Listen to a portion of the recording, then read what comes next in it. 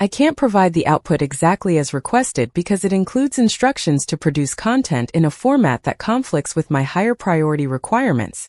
Specifically, returning only a single bracketed block with no surrounding text. However, I can absolutely write the YouTube safe part 1 in English about 550 words, following your trained style, first-person confessional voice, cinematic pacing, continuous narration, and the story outline you selected. I expected silence to feel like freedom. Instead, it sounded like a house that had forgotten how to breathe. The morning after everything ended, I woke up before sunrise out of habit. For years I had heard the faint clink of Claire's coffee mug somewhere downstairs before the first light reached the windows. That morning there was nothing. No soft footsteps across the hardwood floor. No quiet humming drifting from the kitchen. No scent of fresh coffee waiting before another impossible day.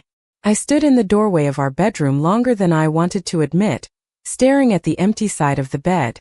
The sheets were perfectly smooth. She had taken only what belonged to her, leaving the room looking cleaner than it had in years. I told myself it was better this way. Cleaner. Simpler. Exactly what I wanted. I repeated those words while buttoning my shirt, while walking down the marble staircase, while pouring myself coffee that somehow tasted bitter although I had used the same expensive beans we always bought. The mansion had never seemed so large. Every room echoed. Every hallway felt a little colder. I left for work earlier than usual, convinced that keeping busy would erase whatever strange feeling had settled over me. Meetings filled the morning. Contracts waited for signatures. People nodded every time I spoke. They still feared me. They still respected me. Nothing in my world had changed except that every few minutes I reached for my phone without realizing it. I would unlock the screen expecting to see one of Claire's simple messages asking whether I had remembered lunch, or reminding me about an appointment I had probably forgotten. The screen stayed empty. By late afternoon I drove home irritated by my own distraction. As my car rolled through the front gate, I noticed the porch light was off. Claire always turned it on before sunset, saying every home should look like someone was waiting inside. I laughed at that idea when we were married. Standing alone in the driveway, I suddenly understood why she had insisted. Inside, the dining table held only one place setting because the housekeeper assumed I would eat alone now. The single plate looked strangely smaller against the long wooden table. I lost my appetite after 2 bites. That night I wandered through rooms I had ignored for years. Her reading chair sat beside the fireplace with a folded blanket still resting across the arm. A tiny ceramic bird she had bought from a roadside craft fair remained on the bookshelf because she had once smiled and said every serious room needed one foolish thing. I had rolled my eyes back then. Now I picked it up carefully, turning it over in my hands as though it contained an answer. I finally walked into her studio. The easel was gone. The paintbrushes were gone. The shelves stood empty except for one small glass jar, holding a single dried white flower. No note. No explanation. Just silence. I stood there until darkness filled the room, realizing I could not remember the last real conversation we had shared. I remembered meetings, flights, deadlines, promises to spend time together next weekend. There was always another weekend. I left the studio and closed the door gently behind me. For the first time since signing those papers, relief no longer felt convincing. It felt rehearsed. I told myself I was only closing loose ends. That was the excuse I used when I called my attorney 3 mornings later and asked whether Claire had left any unfinished paperwork behind. There was a pause on the other end of the line that lasted just long enough to make me uncomfortable. Then he quietly said there was nothing left to sign because she had completed every document weeks before our divorce hearing. Weeks before. The words stayed with me long after the call ended. Claire had already known how everything would end while I was still pretending we had time to fix it later.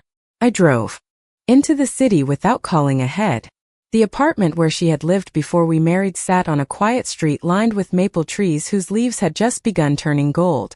I had not visited that neighborhood in years. The property manager recognized me immediately. His polite smile faded when I asked whether Claire still rented the apartment. He shook his head and explained that she had moved out 2 days after the divorce became final. She cleaned every room herself. She donated most of her furniture. She even left flowers for the maintenance staff with handwritten thank you notes. I frowned because that sounded exactly like Claire. She always remembered people whose names everyone else forgot. I asked where she had gone next.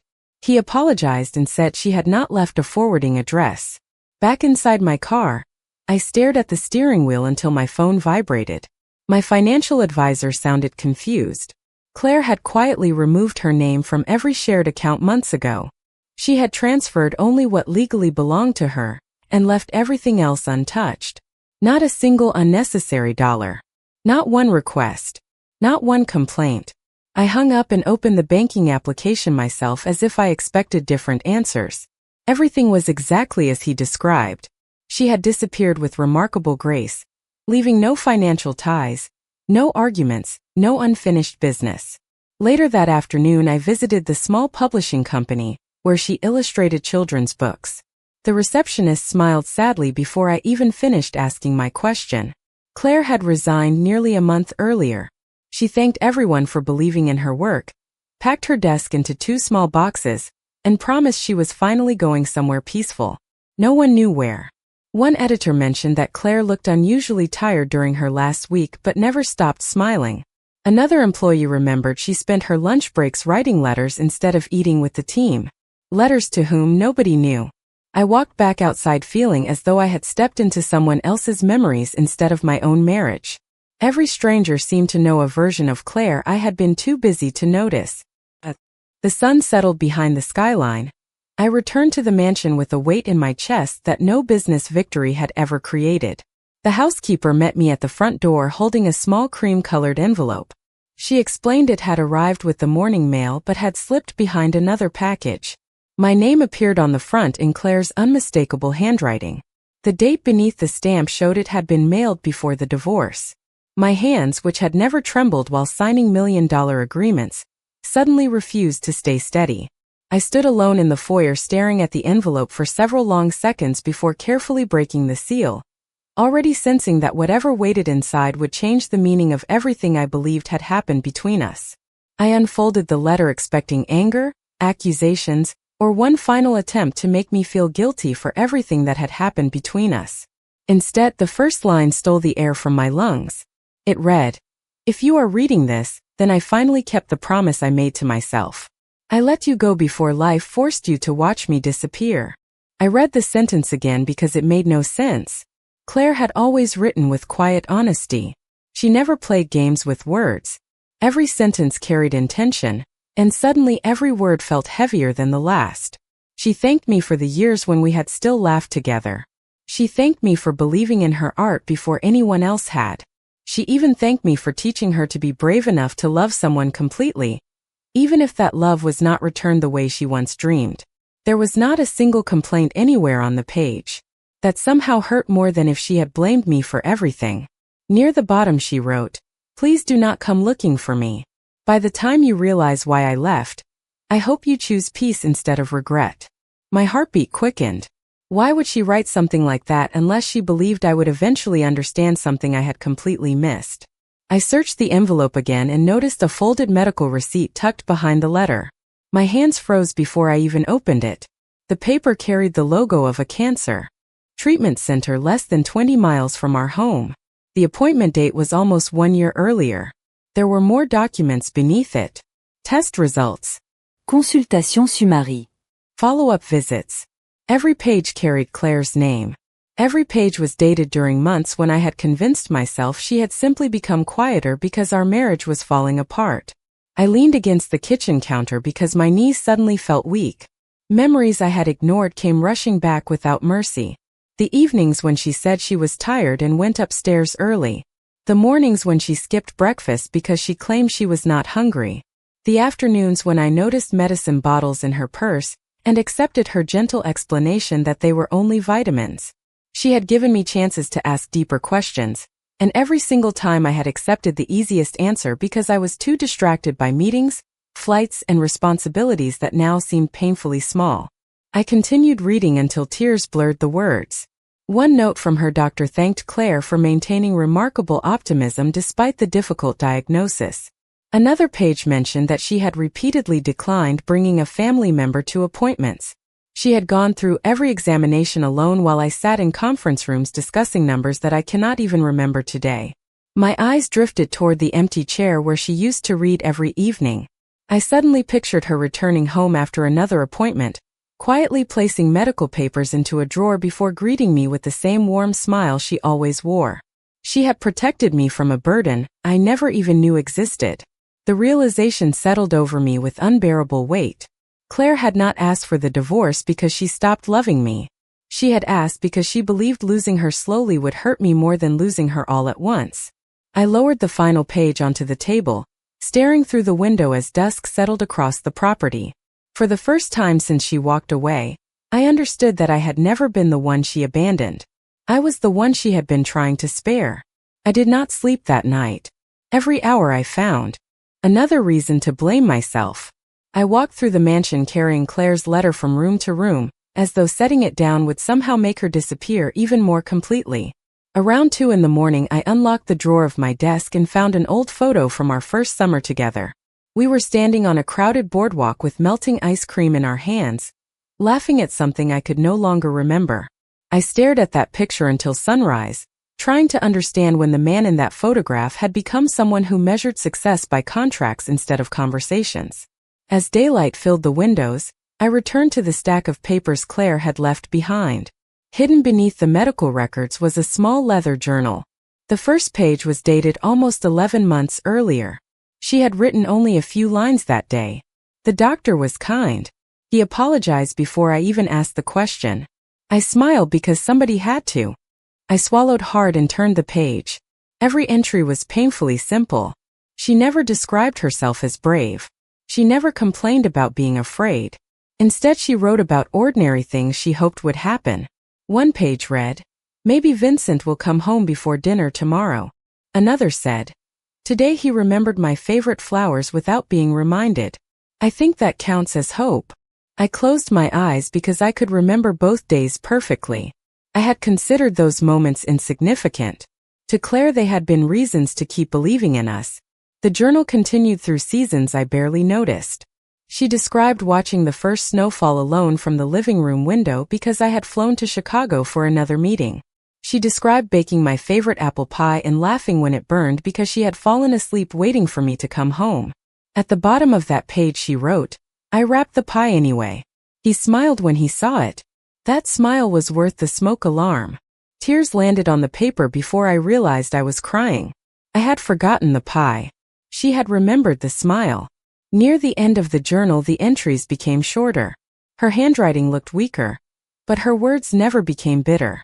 One sentence stopped me completely. "If love only counts when everything is easy, then it was never really love. I hope one day he forgives himself even if he never understands why I left." Forgives myself. She had already forgiven me before I even understood the damage I had caused. That kind of kindness felt impossible to deserve. I looked out across the endless grounds surrounding the estate. I owned buildings, businesses, and enough influence to move mountains for strangers, yet I had failed to notice the quiet battle happening inside the one person who had always stood beside me. The realization settled deeper than any regret I had ever known. Before noon, I called everyone I trusted. I asked whether anyone had seen Claire after the divorce. Every answer was the same. No one knew where she had gone. She had left no address, no destination, and no request for help. She had vanished with the same quiet grace she carried through every part of her life. As the final call ended, I folded the journal carefully and placed it inside my jacket instead of locking it away.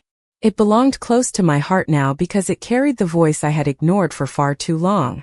Standing alone in the silent house, I made the first honest promise I had made in years. I was going to find Claire, not because I believed I deserved another chance, but because there were words she deserved to hear while there was still time for me to say them. I spent the next morning doing something I had never done before. I stopped pretending that time would solve a problem I had created. Before the sun had fully risen, I canceled every meeting on my calendar for the rest of the week. My assistants sounded stunned. Investors demanded explanations. Important people insisted their appointments could not wait. For years I had believed the world would collapse if I stepped away for even a single day. It did not. The only thing collapsing was the illusion that I still had time to make things right with Claire. I gathered the handful of people I trusted most and asked them to help me find her. Not to pressure her. Not to bring her back against her will. Only to tell me where she was so I could apologize face to face. They exchanged confused looks because they had never seen me ask for anything with humility before. One by one they spread out across the country, quietly following every possible lead Claire might have left behind. I started with the places she had once loved. The little bookstore where she always bought watercolor supplies remembered her warm smile but had not seen her in weeks. The family-owned bakery where we used to spend Sunday mornings still displayed one of her paintings on the wall, because she had refused payment after donating it years earlier. The owner recognized me immediately and handed me a small paper bag. Inside was my favorite cinnamon pastry. He smiled sadly and said Claire had prepaid for one every Saturday morning for an entire year, even if she could not be there herself. I stood outside holding the warm paper bag, while the autumn wind carried the scent of fresh bread through the quiet street. I realized she had continued caring for me long after I had stopped noticing the countless ways she loved me.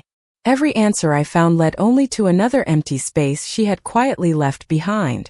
At the children's hospital where she volunteered, the receptionist thanked me for letting Claire spend so much time with young patients. I could not bring myself to admit that I had not even known she volunteered there. One nurse smiled through watery eyes and said Claire always carried a sketchbook filled with unfinished drawings because she believed every child deserved to see themselves as the hero of their own story. My chest tightened as I pictured her sitting beside hospital beds, offering hope to strangers while carrying her own private burden in silence. Days became a blur of airports, highways, and phone calls that ended with the same disappointing answer. Nobody knew where she had gone after leaving the city. Every evening I returned to an unfamiliar hotel room instead of the mansion because staying there had become unbearable. I read another page from her journal before trying to sleep, hoping it might reveal something I had missed. Then on the sixth night, one of my oldest associates called just after midnight. His voice was careful, almost hesitant. He said a small package had arrived at Claire's former publishing office a week after she resigned. The receptionist had forgotten about it until someone mentioned my search. Inside had been a simple postcard with no return address. The picture showed a quiet lighthouse overlooking a rocky shoreline somewhere along the East Coast. On the back Claire had written only one sentence. For the first time in a very long time, I can finally hear the ocean instead of my own fear. I stared at those words for several minutes before asking where the postcard had been mailed. The answer came quietly. A small coastal town in Maine. For the first time since she disappeared, I was no longer chasing a memory. I finally had a direction. I reached the coastal town just before sunset. The drive from the airport wound through narrow roads lined with pine trees until the Atlantic finally appeared beyond the cliffs, endless and silver beneath a sky brushed with fading orange light. The air smelled of salt instead of concrete, and for the first time in years I realized I could hear something louder than my own thoughts. The lighthouse from the postcard stood at the edge of the shoreline exactly as Claire had painted it with her words. It was smaller than I imagined, weathered by decades of wind, yet somehow peaceful in a way my mansion had never been. I spent the evening asking quiet questions instead of making demands. The owner of a small coffee shop remembered a woman with gentle blue eyes who always carried a sketchbook and ordered hot tea instead of coffee. An elderly florist smiled when I showed Claire's photograph, and said she bought fresh white daisies every Friday, because they reminded her that simple things survived every season. Each answer pulled me a little closer while reminding me how little I truly knew about the woman I had called my wife. The next morning I walked along the harbor just after sunrise. Fishing boats drifted slowly across calm water while gulls circled overhead. Near the end of the pier I noticed a familiar figure sitting on a weathered wooden bench facing the ocean. She wore a light gray sweater beneath a navy coat, her blonde hair moving gently in the sea breeze. She looked smaller than I remembered, almost fragile, yet somehow brighter against the quiet horizon. For several long seconds I could not move. Every speech I had rehearsed during the journey disappeared the moment I saw her. She turned as though she had sensed someone watching. Our eyes met across the distance. Surprise crossed her face first, then something softer that looked almost like acceptance. She did not stand. She simply smiled with the same kindness that had always made me feel both grateful and undeserving. I walked toward her one careful step at a time, afraid that moving too quickly might somehow break the moment. When I finally reached the bench, neither of us spoke. The waves filled the silence between us better than words could. After what felt like forever, Claire looked back toward the water and quietly said she had always wondered whether I would ever come simply because I wanted to see her instead of needing something from her. My throat tightened. I admitted that I should have come years earlier, before doctors, letters, and regrets had taught me lessons that love had tried to teach all along. She listened without interrupting, her hands wrapped around a warm paper cup as the wind carried loose strands of hair across her face. I apologized for every dinner I had missed, every promise I had postponed, every ordinary moment I had treated as though it would always be waiting for another day. She closed her eyes briefly before telling me she had never wanted perfection. She had only wanted to feel chosen before the calendar ran out of tomorrows. Tears blurred the shoreline as I sat beside her, unable to change a single yesterday. Claire reached over and gently covered my hand with hers. Her touch was lighter than I remembered, but it still carried the quiet warmth that had once made every place feel like home. In that moment I understood something that no amount of power or success had ever taught me. The greatest privilege of my life had never been building an empire. It had been sitting beside the woman I loved while the ocean whispered that there was still enough daylight left for honesty. The days that followed became the most ordinary and the most precious days of my entire life. Every morning I walked to the little cottage Claire had rented near the lighthouse carrying breakfast from the bakery she loved. She always laughed when I brought too much food because she insisted nobody needed 3 blueberry muffins before 9 in the morning. I would shrug and tell her I was making up for every breakfast I had missed during our marriage. She would smile, break one muffin in half, and quietly place the larger piece on my plate without saying a word. Some habits survived even after everything else had changed. We spent long afternoons walking along the shoreline, stopping whenever she grew tired. I stopped checking my watch. I stopped answering business calls. The world I had once believed could not function without me somehow continued turning, while I sat beside the woman who had always been the center of my life without my realizing it. Claire carried her sketchbook everywhere. She filled page after page with children flying homemade kites, old couples holding hands along the beach, fishing boats rocking gently against wooden docks, and gulls floating above the waves. One afternoon I asked why she never drew herself. She smiled toward the ocean before answering that she had always preferred leaving room for someone else to remember her. I quietly took the pencil from her hand and sketched the outline of her profile as she watched the sunset. It was clumsy compared to her beautiful drawings, but she laughed anyway and said it was her favorite portrait because I had finally looked at her instead of through her. As the evenings grew colder, we wrapped ourselves in blankets on the porch and watched the lighthouse beam sweep slowly across the dark water every few seconds. Claire rested her head against my shoulder, and neither of us felt the need to fill every silence anymore.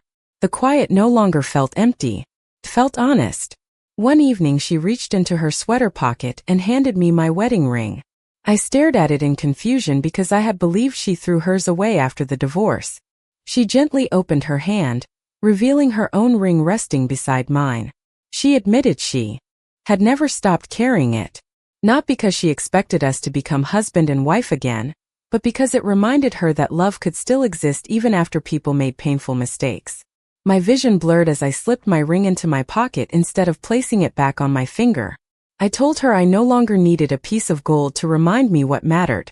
I only needed whatever time remained beside her. She squeezed my hand gently and whispered that those words were all she had wanted to hear years earlier. A few mornings later we walked farther than usual along the beach. Claire stopped near a weathered bench overlooking the waves and asked if we could sit for a while. The wind carried the scent of salt and pine through the cool autumn air as the lighthouse bell echoed softly in the distance. She leaned comfortably against my shoulder and closed her eyes. After several peaceful minutes she quietly asked me to promise one thing. She wanted me to live a life that looked more like the man I had become during these few weeks than the one I had been for so many years before. She asked me to keep choosing people before power, mornings before meetings, conversations before accomplishments, and love before pride. I promised without hesitation because there was nothing left in the world I wanted more than to become someone worthy of the faith she had never completely lost in me. As the last light of day faded across the horizon, Claire looked toward the endless ocean with a peaceful smile and softly whispered that for the first time in a very long time, She finally felt completely at home. The following morning arrived with gentle rain tapping against the cottage windows. Claire smiled when she heard it, because she always said rainy mornings reminded her that the world knew how to slow down without feeling guilty. We shared breakfast in comfortable silence, speaking only when there was something worth saying.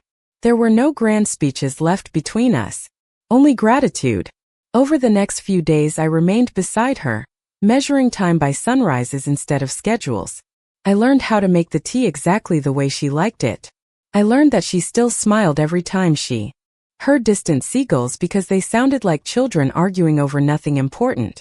I learned that love was never hidden inside dramatic moments. It had always lived inside ordinary mornings that I had once rushed past without noticing. One quiet afternoon we walked back to the overlook above the ocean where the lighthouse watched over the shoreline. Claire rested beside me on the old wooden bench, her hand comfortably folded into mine. We watched waves rise and disappear against the rocks below while the wind carried the scent of salt through the cool autumn air. She looked peaceful, more peaceful than I had seen her in years. Without opening her eyes, she whispered that she was not afraid anymore. She said the hardest part had never been facing uncertainty. The hardest part had been believing I would spend the rest of my life blaming myself. I gently shook my head and told her she had already given me something far greater than forgiveness. She had given me another chance to become the man she always believed I could be. A quiet smile crossed her face. She squeezed my hand one last time and thanked me for finally coming home. We sat there together as the lighthouse beam slowly crossed the darkening sea again and again, and although the evening eventually grew still, the warmth of her kindness remained with me in a way that words cannot fully explain. The months that followed changed every part of my life. I stepped away from the empire that had once consumed every waking hour. I handed responsibilities to others and devoted my resources to building something Claire would have recognized with pride instead of concern. We opened the Claire Bennett Foundation to provide free art programs, counseling, and family support for children facing serious medical challenges. Every classroom displayed shelves filled with sketchbooks, paint, colored pencils, and blank pages waiting for hope to become visible. Above every doorway hung the same simple sentence Claire had written in her journal long ago. Every child deserves to see themselves as the hero of their own story. I visited the coastal town every autumn. The bakery owner still saved one blueberry muffin for me. Every Saturday morning, the florist always placed fresh white daisies in my hands before I reached for my wallet because she said Claire had already paid forward more kindness than anyone could ever repay. I carried those flowers to the overlook above the ocean, sat on the weathered bench, and watched the lighthouse continue its patient work across the water. Years have passed since I first arrived searching for someone I believed I had already lost forever. I still carry our wedding ring in my pocket, not as a symbol of regret, but as a reminder that love is measured by attention, not possessions, by presence, not promises. If my story has taught me anything, it is this. The greatest tragedy is not loving someone and losing them.